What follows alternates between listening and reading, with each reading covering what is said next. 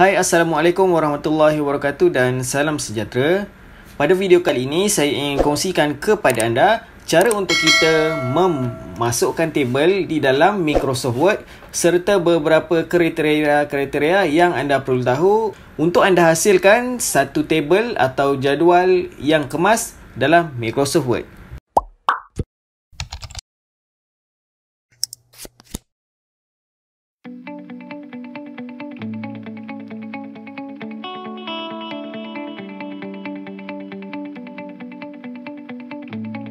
Tapi sebelum tu, kepada yang dah lama atau yang baru datang, kepada yang mana yang belum subscribe, jangan lupa untuk tekan butang subscribe, di mana saya ada kongsikan pelbagai tutorial, antaranya tutorial Microsoft Word, Microsoft Excel dan Microsoft PowerPoint serta tutorial-tutorial lain.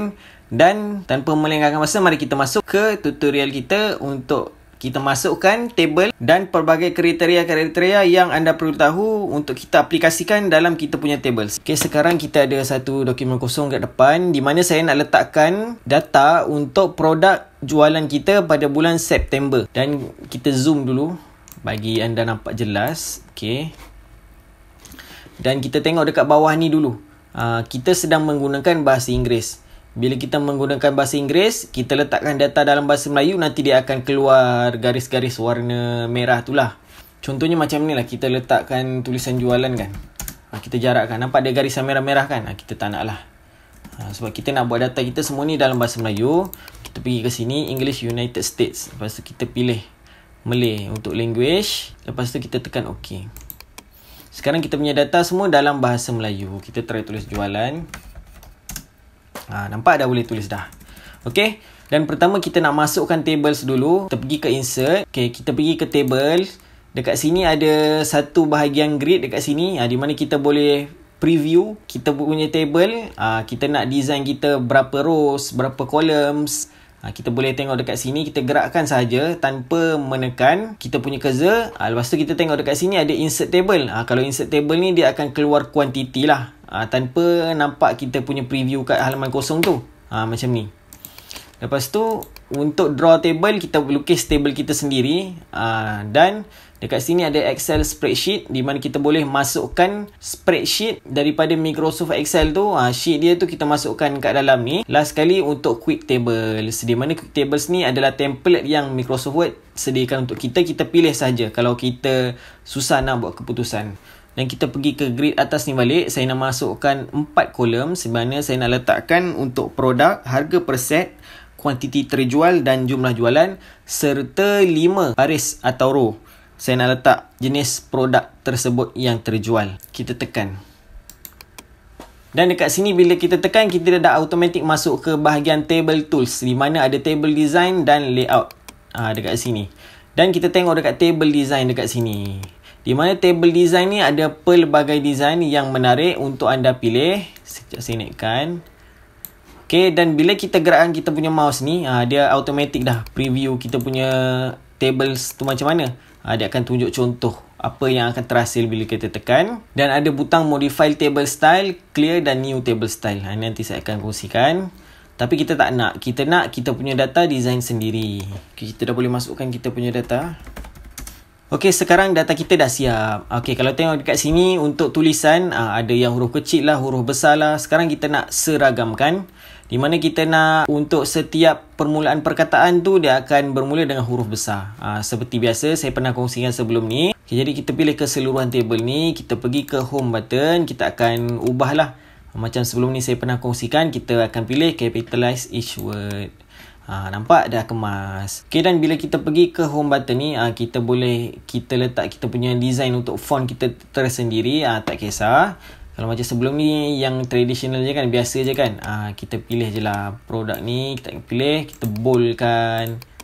Dan untuk kek pisang, kek durian, kek mangga, kek oren ni kita akan pilih, kita akan boldkan juga. Okay, kita dah siap kita punya satu tables, di mana kita dah ada produk, harga per set, kuantiti terjual dan jumlah jualan. Kenapa saya kosongkan jumlah jualan ni? Sebab kita nak letak formula dekat sini. Sebenarnya kat dalam Microsoft Word ni boleh kita letak banyak formula, cuma tak sebanyak macam Microsoft Excel lah. Okay, jadi Andai kata saya nak letak satu baris atau rows dekat tengah-tengah ni antara kek durian dan kek mangga. Macam mana kita nak buat? Bila kita letakkan kita punya cursor dekat sini, nampak ada tanda tambah ni kan dekat sini kan. Di mana kita tekan saja butang ni. Dia dah automatic masukkan satu baris baru atau row baru. Okay, dan kita tengok ada satu baris baru kat tengah ni kan. Tapi kita undo dulu. Ni cara pertama lah. Kita undo dulu. Dan cara kedua, kita pergi ke kek durian ni. Ada nampak cursor clip-clip ni kan. Kita pergi ke layout ni. Kita akan tekan butang insert below. Dah masuk dekat satu row dekat tengah-tengah ni. Dekat sini rows dan columns ada insert above, masukkan atas, insert below, masukkan bawah, masukkan kiri, masukkan kanan. Dan kita juga ada fungsi delete dekat sini, di mana kita boleh delete kita punya rows, tables atau columns dekat dalam kita punya dokumen ni. Contohnya dah tambah ni kan, saya nak delete pula kan. Kita pilih dulu kat sini. Nampak dia dah highlight kan. Kita pergi ke delete dan kita akan tekan butang delete rows. Macam tu. Tu untuk masukkan row atau masukkan baris. Dan kita nak delete kan, contohnya. Dan kalau kita nak adjust size kita punya table ni macam mana? Kita ada satu cursor dekat sini. Bila kita letak dekat tengah ni kan, ada nampak satu simbol besarkan dan kecilkan ni kan, kiri kanan ni kan. Kita tarik. Tarik saja. Kita nak macam mana kita punya table punya size. Okay, macam ni. Contohnya lah. Kalau kita nak kecil macam ni lah. Okay, dekat atas ni pun ada. Untuk ketinggian dan lebar kita punya table. Selain daripada kita gerakkan sendiri ni. Okay. Contohnya macam ni lah. Kita pilih produk kan. Kita nak tinggikan dia. Kita nak lebihkan sikit. Macam tu. Kita kurangkan balik. Macam tu. Okey, sekarang katakanlah saya nak letak satu tajuk dekat atas ni untuk memberitahu ini tentang apa. Saya nak letak satu rows baru atau baris baru. Kita akan tekan butang insert above. Di mana kita nak letak dekat sini untuk saya on caps lock dulu. Saya tulis jualan bulan September. Nampak bila kita tulis kan, dia automatic ke bawah kan kita punya tulisan kan. Tapi kita nak dia merge untuk semua kolom ni. Apa perlu kita buat? Kita akan pilih dekat sini. Dia nampak kita punya mouse dekat tepi ni kan. Kita pilih. Dekat bahagian layout ni, kita akan pilih merge cells. Di mana dia akan jadikan kita punya kolom ni menjadi satu. Kita tekan. Nampak dah jadi jualan bulan September. Dan dekat bawah ni saya nak letak satu lagi baris. Untuk saya nak beritahu jumlah kuantiti terjual dan jumlah jualan keseluruhan. Kita pergi ke sini. Kita akan pergi ke insert below. Kita letak dekat sini. Nanti kita akan buat. Kita akan tulis jumlah. Okey, kalau dia dah merge macam ni kan. Untuk satu kolom kan. Apa perlu kita buat? Kalau kita nak pisahkan dia menjadi 4 kolom semula. Perlu kita buat, kita pergi ke sini. Kita dah pilih jualan, kita dah pergi ke jualan bulan September ni kan. Kita pergi ke layout, kita akan pergi ke split cell. Di mana untuk split cell ni kita akan letak columns dia, kita nak letak 4 semula. Dan row mestilah 1. Kita tekan OK. Okay, dan dah terpisah macam ni balik kan. Kita tekan, kita adjust size. Macam tu. Tapi taklah kita nak combine semula untuk merge cell. Tadi hanya contoh saja. Kita pergi ke merge cell. Okay. Seterusnya kita nak letak formula untuk kuantiti terjual dekat sini. Dekat bawah ni untuk jumlah dan kuantiti terjual.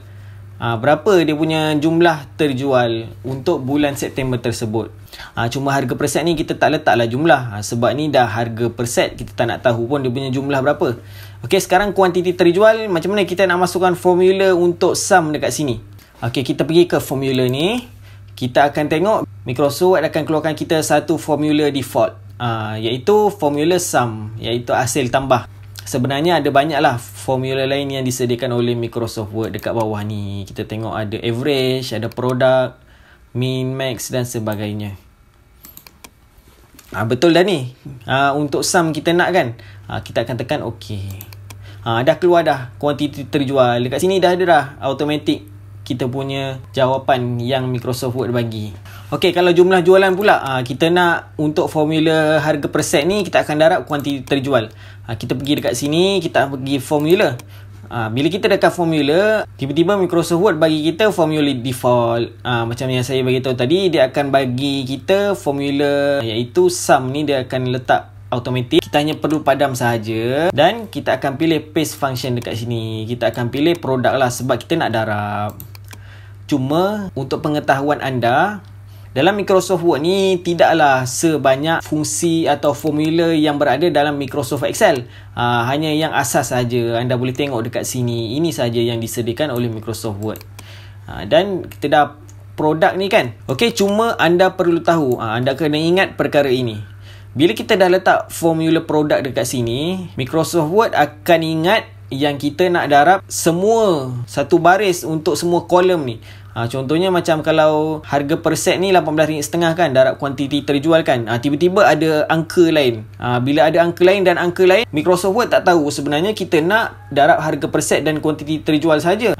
Jadi apa perlu kita buat untuk kita bagi tahu Microsoft Word sebenarnya dia kena darab untuk harga per set dengan kuantiti terjual saja. Kita akan pergi dekat dalam kurungan ni. Kita akan letak sama macam Microsoft Excel. Kita akan letak kolom berapa, baris berapa. Lepas tu kita akan tekan koma. Lepas tu kita akan letak kolom berapa, baris berapa yang kita nak darab. Contohnya macam ni. Kalau dalam Microsoft Excel, ini adalah kolom A, ini adalah kolom B, ini adalah kolom C dan ini adalah kolom D. Sekarang harga per set berada dalam kolom B. Kita akan tulis B. Dan ini baris ke berapa? Ini baris ke 3 untuk kek pisang. Kita akan dah tekan 3. Okey. Lepas tu kita tekan koma. Dan kita tengok kuantiti terjual juga. Dia kolom yang ke berapa? Kita akan ingat ni tadi A, B, C. Kita akan tulis C. Dan ini adalah baris yang ke 3. Dah ada kan? B3, C3 kan? Kita akan tekan OK. Nampak?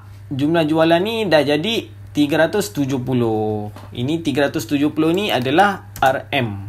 Kita tulis sendiri RM. RM370. Ini kita boleh adjust. Jadi dia lebih besar sikit. Macam tu. Okey, RM370. Harga RM18.5 darab RM20. Sama juga macam kek durian. Kita kena tahu. Bila kita tekan formula, kita kena masukkan produk. Lepas tu kita tekan OK. Kita dapatlah RM1,046.40. Macam tu. Dan kalau tengok dekat 370 ni kan, ini 370 apa kan, walaupun kita tahu dia ringgit, tak ada titik perpuluhan. Kita pergi ke formula semula. Kita akan pilih untuk number format, kita akan pilih 0.00. Kita tekan OK.